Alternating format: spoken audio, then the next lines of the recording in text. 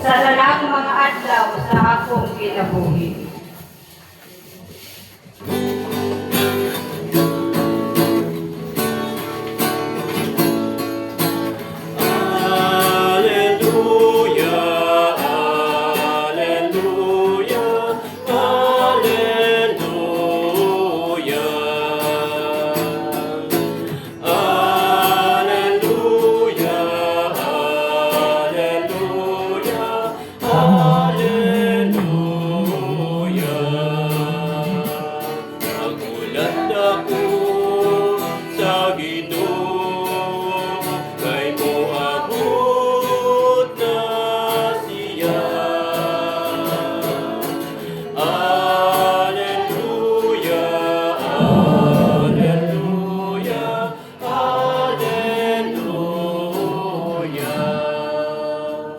Ang Ginoo maaako ninyo. Ang Santos Ebanghelyo sumalaan sa Mateo.